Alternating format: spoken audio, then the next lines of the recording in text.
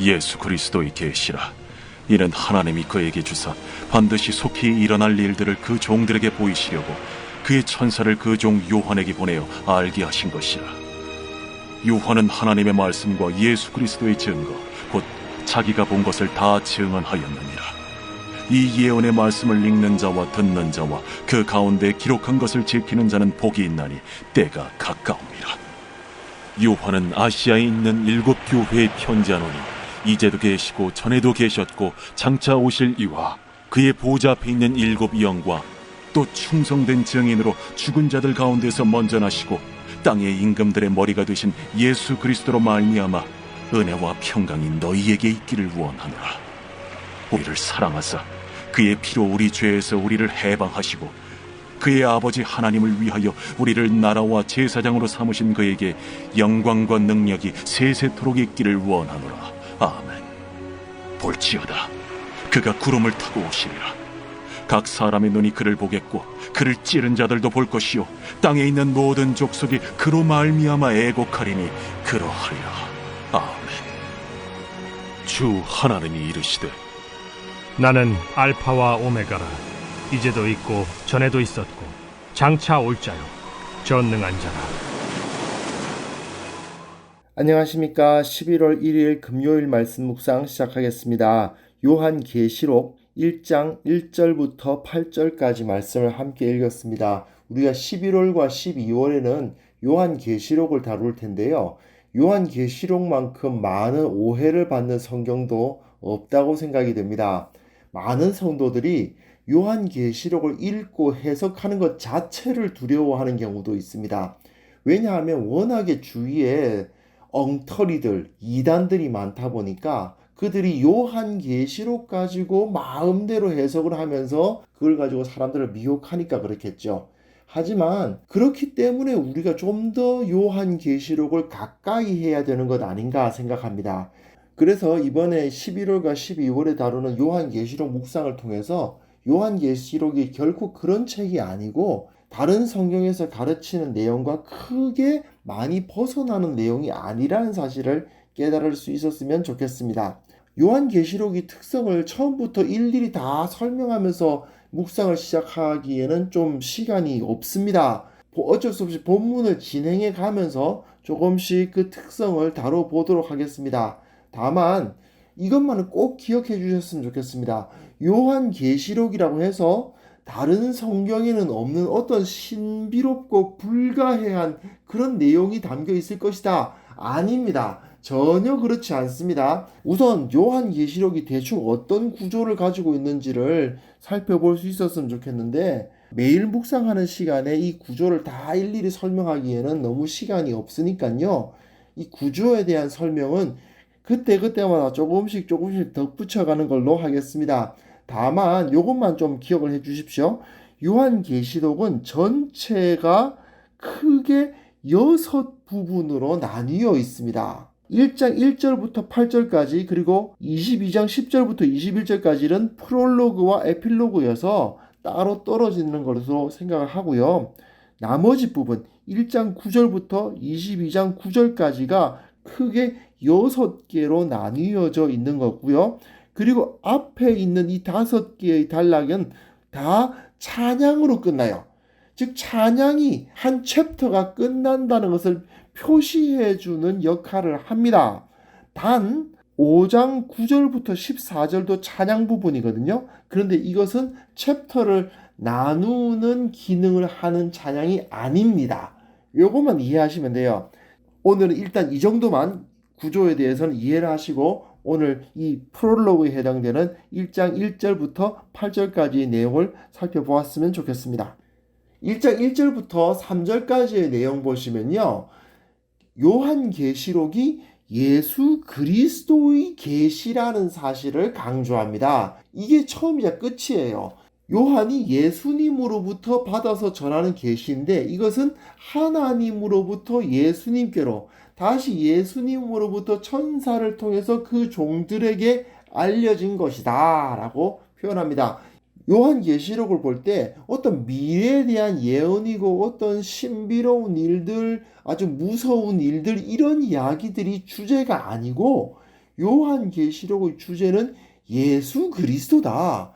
예수 그리스도에 의해서 속히 일어날 일들이 기록되어 있는데 예수님께서 승천 이후에 이런 일을 행하고 계시며 지금도 이런 일을 이루고 계신다. 그러므로 곧 이렇게 하실 것이다. 그 이야기가 여기에 기록되어 있는 것입니다.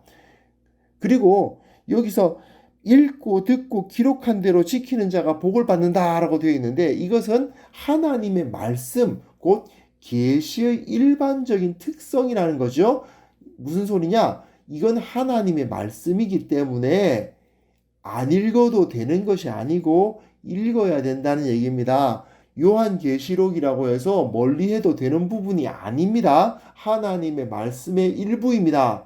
그리고 또한 요한은 이것이 속히 일어날 일이라, 때가 가깝다 이런 말을 쓰는데요. 이건 임박하다는 얘기죠. 그런데 임박하다는 말은 중요하다는 것을 느끼게 만드는 하나의 방법입니다. 사람들은 긴급한 것과 중요한 것을 제시받았을 때 중요한 것보다는 긴급한 걸 먼저 선택하려는 성향이 있잖아요. 그러다 보니까 예언서 같은 곳에서는 사실 사람은 긴급한 것보다는 중요한 것을 선택하며 살아야 하는데 인간들이 중요한 걸 선택 안 하고 긴급한 걸 자꾸 선택한단 말이에요. 그러다 보니까 예언서는 어떻게 선포를 하느냐? 이것이 곧 일어날 것이다. 속히 일어날 것이다. 때가 가깝다. 이런 표현을 쓰면서 이것이 중요한 가르침이다라는 메시지를 던진단 말이에요. 물론 이것은 주님께서 언제 오실지 모른다는 사실을 가르치는 내용이기도 합니다. 또한 이것은 우리의 인생에 매우 중요하다. 지금 우리의 삶에 있어서 요한계시록의 메시지는 매우 중요한 메시지다 하는 것을 가르치고 있는 거죠. 4절부터 5절 전반절 보시면요. 이건 전형적인 서신의 서두죠. 요한은 발신자가 나오고 아시아에 있는 7교회에게 편지하노니 수신자가 나오잖아요. 맨 끝에 보면 은혜와 평강이 너희에게 있기를 원하노라. 발신자, 수신자, 은혜와 평강이라고 하는 축복. 이건 바울 서신 읽어보신 분들은 늘 앞에 1절, 2절에 나오는 내용 아닙니까? 마찬가지죠. 여기서도 이것은 서신이라는 사실을 보여주는 특성입니다. 그리고 그 은혜와 평강을 빌고 있는데 은혜와 평강의 출처가 굉장히 길게 되어 있어요. 첫째, 어제도 계셨고 오늘도 계시며 장차 오실 이로부터. 둘째, 그 보좌 앞의 7 영으로부터. 셋째, 충성된 증인으로 죽은 자들 가운데서 먼저 나시고 땅의 임금들이 머리이신 예수 그리스도로 말미암아. 이렇게 되어 있습니다. 성부 하나님, 성령 하나님, 그리고 성자 하나님으로부터 이렇게 축복이 주어지는 겁니다. 이것은 삼위일체 하나님의 축복이라고 할 수 있는데 약간 모호하게 표현함으로써 이 세 위격을 한 하나님이시라는 사실을 드러내고 있고요. 그리고 특별히 맨 마지막에 예수님의 강력한 중점을 두고 있죠. 원래 삼위일체 교리 자체가 예수님이 하나님이시라는 사실을 강조하는 교리입니다. 특히 요한계시록을 나중에 읽어보시면요. 유대교적인 특성이 아주 강하게 드러납니다. 무슨 소리냐? 유대인의 그 배경을 가진 사람들에게 던져지는 메시지인 거예요. 그런데 유대인으로서 가장 받아들이기 힘든 게 뭐냐? 예수님이 하나님이시라는 사실이죠. 사람이 어떻게 하나님이 될 수 있느냐? 이 문제는 유대인들은 받아들이기가 정말 힘든 거거든요. 그런데 요한은 자기가 유대인임에도 불구하고 그 예수님이 하나님이시다. 이 사실을 굉장히 강력하게 강조하고 있습니다. 그것이 바로 이 요한계시록의 핵심적 가르침인 거예요. 5절 후반절부터 6절까지 내용이 이 사실을 아주 강하게 강조합니다. 특별히 이 부분은 삼위일체 중에서도 예수님께 집중된 찬송을 올리고 있는데요. 그분은 우리를 사랑하사 우리를 그의 피로 죄에서 해방하신 분이고 나라와 제사장으로 삼으신 분입니다. 이게 무슨 소리냐? 성부 하나님은 이스라엘을 애굽에서 해방하셨죠. 그것과 똑같다는 겁니다. 성부 하나님이 이스라엘을 애굽에서 해방하셔서 그의 나라와 제사장으로 삼으셨던 것처럼 예수님은 우리를 죄에서 해방하셔서 나라와 제사장으로 삼으셨다라고 선포하는 겁니다. 예수님하고 성부 하나님, 우리 조상의 하나님이 동급이다, 같은 분이다 라는 것을 강조하는 부분입니다. 그리고 7절, 8절 보시면요, 역시 예수님의 재림에 대한 선포가 이루어지고 있죠. 예수님은 구름을 타고 오십니다. 구름이라는 것은 성전에 하나님이 구름으로 임재하시잖아요. 구름은 하나님의 현현, 하나님의 영광을 나타내는 표현입니다. 그리고 모든 사람이 그를 보게 될 것이고, 그를 찌른 자들, 즉 예수님을 죽인 자들도 그 예수님의 재림을 보게 될 것이고, 땅에 있는 모든 족속이, 이 세상에 속한 모든 족속이, 하나님께 속한 족속이 아니고요, 땅에 있는 모든 족속이 그로 말미암아 애곡하는 날이 올 것이다. 즉 예수 그리스도께서 이 땅을 다스리시고 심판하실 날이 올 것이다. 그렇게 선포하면서 나는 알파와 오메가라, 이제도 있었고 전에도 있었고 장차 올 자요 전능한 자라. 이분이 누구예요? 주 하나님이신데, 하나님이 곧 누구세요? 예수님이시죠. 예. 예수님과 하나님은 같은 분이다 하는 것을 여기에서 강력하게 주장하고 있는 것입니다. 결국 요한계시록의 프롤로그에 해당되는 오늘 본문은요, 요한계시록은 예수님에 대하여 전하는 예언적 서신이다라는 것을 드러내고 있어요. 요한계시록의 모든 주제는 예수님입니다.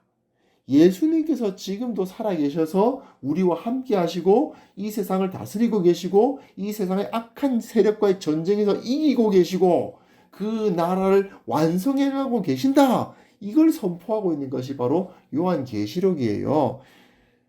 요한계시록이 기록되었던 당시에 로마 제국으로부터 초대교회가 엄청난 핍박을 받고 있었거든요. 정말 많은 고통을 당하고 있었는데, 그 상황에서 요한은 마치 지금 이 교회가 애굽 밑에서 종노릇하고 있는 그 상태와 같다고 느끼고 있는 거예요. 그래서 요한은 이 요한계시록을 통해서 마치 모세를 통해 하나님께서 애굽에게 재앙을 내리시고 결국 그 자기 백성들을 구원해 내셨던 것처럼 지금 예수님께서 이 땅에 재앙을 내리시고 이 세상 나라를 치시고 자기 백성을 구원해 내실 것이다 라고 선포하고 있는 것입니다. 그러니까 이후에 나오는 여러 재앙들이 있는데 그 재앙들을 보실 때 출애굽기를 읽으실 때처럼 보셔야 돼요. 출애굽기에서 10가지 재앙이 임하지 않습니까? 근데 그 10가지 재앙이 이스라엘 백성에게 임합니까? 안 임합니까? 안 임하거든요. 즉 그 재앙들은 애굽인들을 치는 재앙이에요. 마찬가지로 요한계시록에 나와 있는 여러 재앙들은 이 땅의 족속들을 향한 하나님의 재앙을 말하는 것이지 자기 백성들을 향한 재앙이 아니라는 사실 정도는 미리 알고 읽어 나가실 수 있었으면 좋겠습니다. 이건 우리들에게는 굉장히 강력한 소망이 되는 책입니다. 우리는 지금 어떤 상황이 있습니까? 세상의 악한 문화, 악한 가치관에 대적해서 영적 전투를 벌이고 있죠. 영적 전투를 벌이고 있지 않다고 느끼시는 분들은 요한계시록이 두려우실 겁니다. 왜냐하면 그 심판의 칼날 앞에 내가 서 있는 것 같이 느낄 수도 있으니까요. 하지만 내가 주님을 위해서, 참 예수님을 위해서 예수님의 제자답게 살아가려고 최선을 다해서 살아가고 있노라 고백하시는 분들에게는 이 요한계시록이 정말 큰 위로가 되는 책입니다. 마지막 승리는 주님께서 이루실 것이다. 그러므로 내가 이 세상에서 신앙을 지키며 살아갈 때 당장은 힘들고 손해보는 것처럼 보일 수 있지만 주님께서는 궁극적인 승리를 가져다 주신다. 이 사실을 확신하게 하는 책이 바로 요한계시록입니다. 이런 기대를 가졌으면 좋겠습니다. 주님께서 우리와 함께 하신다면 우리는 세상을 두려워하지 않을 수 있습니다. 이 세상에서 다르게 살 수 있습니다. 예수 믿는 자답게 당당하게 살 수 있습니다. 이 사실을 기억하시면서 주님께서 승리하신 그 승리, 나의 승리가 되게 하여 주옵소서. 이런 기도를 하며 오늘 하루 승리하시고 당당하게 세상 가운데 살아가실 수 있는 귀한 성도님들 되셨으면 좋겠습니다. 하나님 아버지, 주님께서 승리하시고 주님께서 모든 것을 이루신다는 사실을 바라보며 기뻐하며 이 세상 살아갈 수 있도록 도와주옵소서. 어떤 어려움과 어떤 핍박이 다가온다 하더라도 주님의 능력으로 이겨내는 강한 주의 군사들이 될 수 있도록 주여 우리와 함께하여 주옵소서. 예수님의 이름으로 기도합니다. 아멘.